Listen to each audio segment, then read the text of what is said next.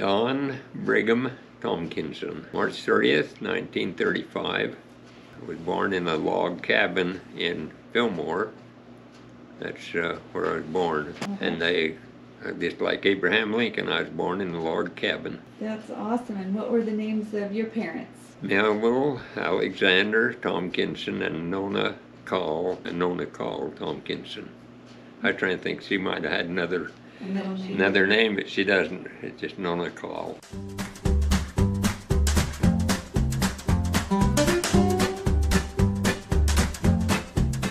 Oh, I've been thinking about that. There's one of the earliest things that I remember that I made a bicycle out of a tricycle. I took that so that there's just one wheel in the back and in the front, and I was riding it, and we had those old cots that used to fold down, and then but I don't think that scar is still there, but I had the scar on that one of my hands that I rode under the cart and under that old cot, and I had a scar there for a long time.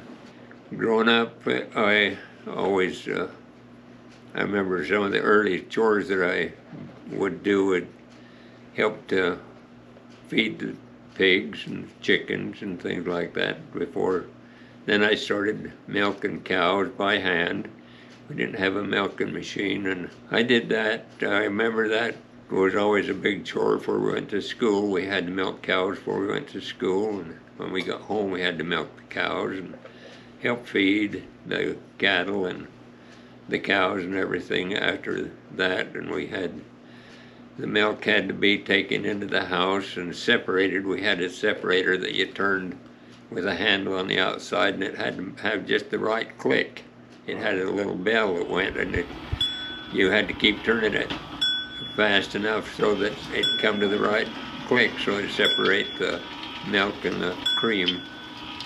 And that was a chore that we always did down in the basement in the house at home.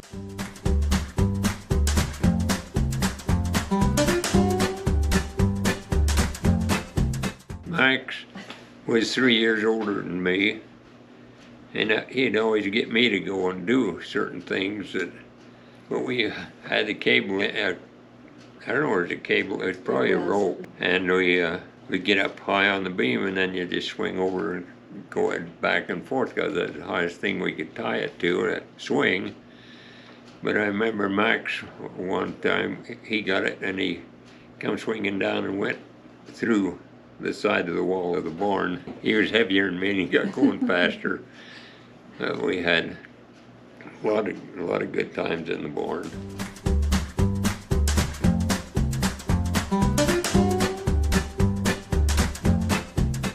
Then we had several dogs. We had one, we called him If. If he'd a little bigger, he figured he'd be dog. And he got run over 9 times. 9 times? Yeah. He'd always had a bad habit chasing cars, but he didn't ever learn. One time I remember he got where he could just walk on his front legs and carry both back legs. But it seemed like we called him an arithmetic dog because he'd put 3 down and carry 1.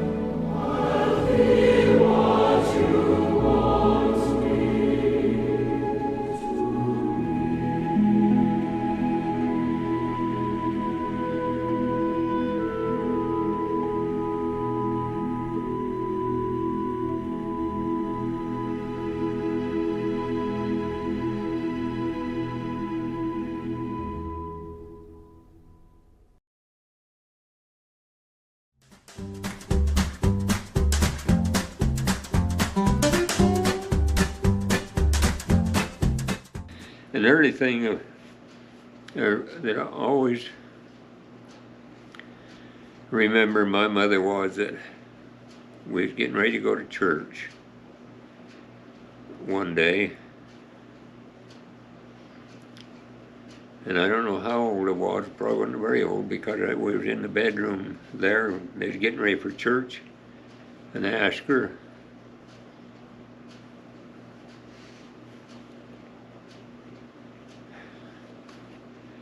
if the church was true.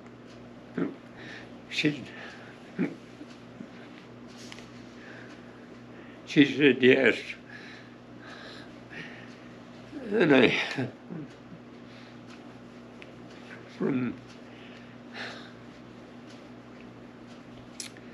from that time, I never doubted whether the church was true or not.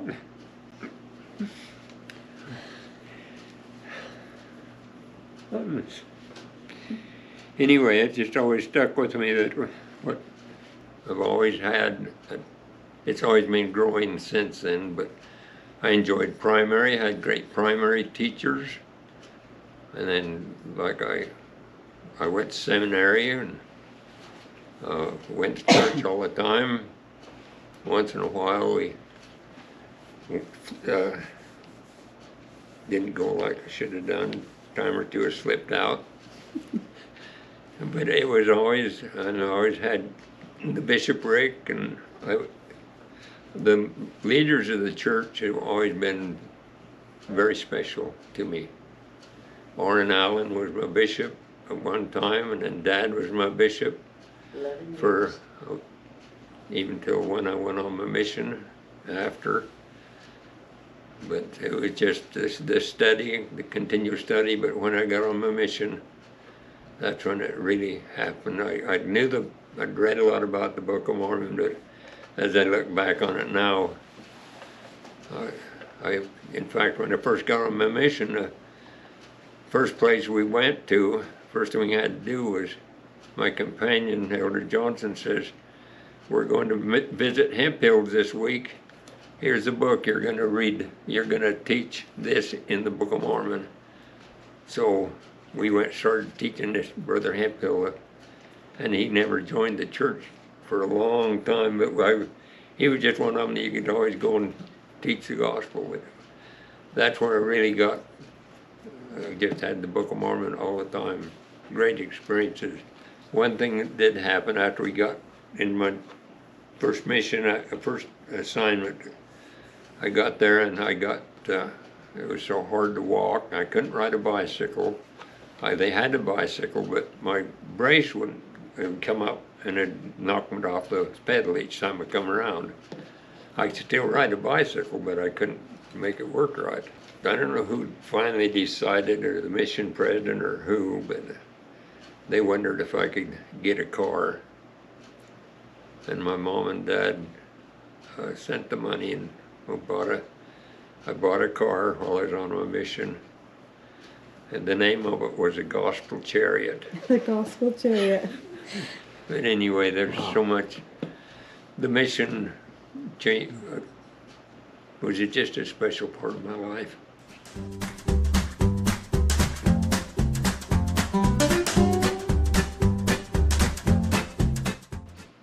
I always liked to have fun.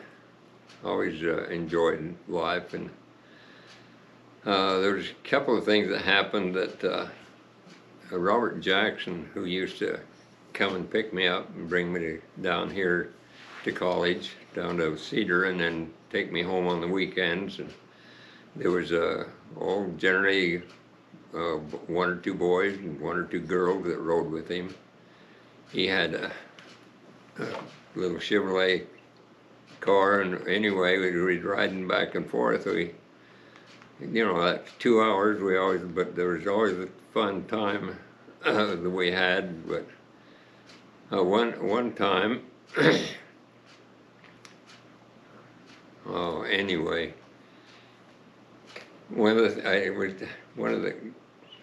how would you put it? Anyway, for entertainment, I don't know where you call it entertainment or not, but on the way down from home,